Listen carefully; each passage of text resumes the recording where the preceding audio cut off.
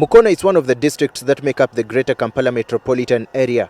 The NUP presidential candidate Robert Kyagulanyi received massive support in this area in the 2021 presidential election.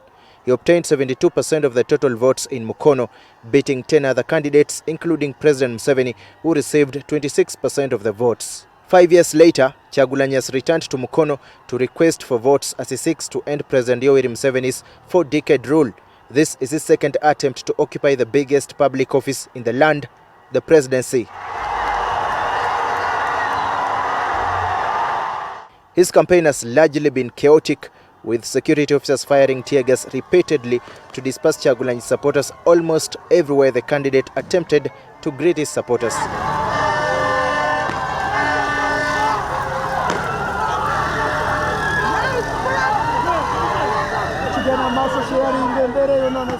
Many of his Boda Boda supporters joined the trail, disrupting traffic flow completely. For most of the procession, police stepped in to create order on the road, but it was no easy feat.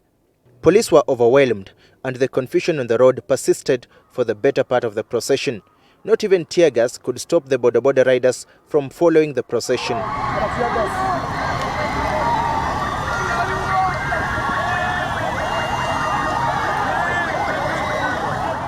At least 9 security vehicles occupied by armed police and military officers followed Kyagulanyi's vehicle bumper to bumper.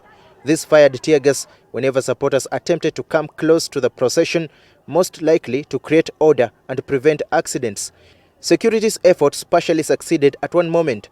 They briefly restrained supporters from trailing Kyagulanyi when he entered the remote areas of Mukono District, navigating through dusty roads before he arrived at the venue of his first rally of the day in Kalagala Church of Uganda grounds in Mukono North.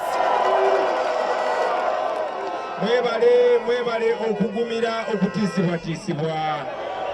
Olunaku lwa leero tusimbudde nga tutambula mu ddembe ne bagala amakubo ga main ne batusindika mu genfuufu banangeze mu nnaku eza bulijjo nnyirira okusingako wano. Naye bwe bagadde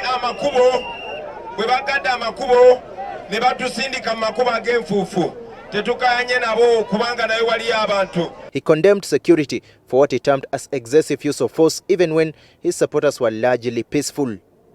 Naye muzze mubalaba nga batugobereza Teargas, nga batugobereza amasasi paka etutuuse wano. Awatali tteeka lyonna litumenye, awatali musango gwonna gwe tuziza. Mwenna saawa zino mukimanyi tibakola bino ebintu olw'obutiitiizi. Kyagulanyi held his second rally at a fully packed ground in Kasao in Nakifuma County, still in Mukono District.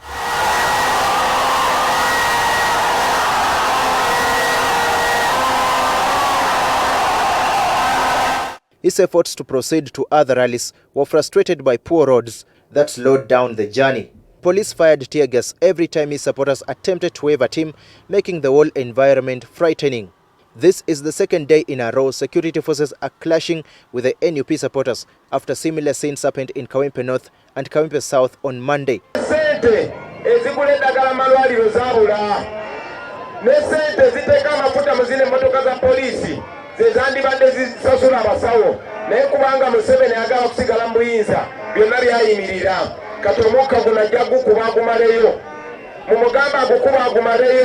The government promised a peaceful election season prior to the start of the campaigns, but the situation is getting worse by the day. Although the first weeks of the presidential campaigns were quite peaceful, Kyagulanyi will continue his campaigns in Boikwe district on Wednesday. Daniel, Kibet, NTV in Mukono District.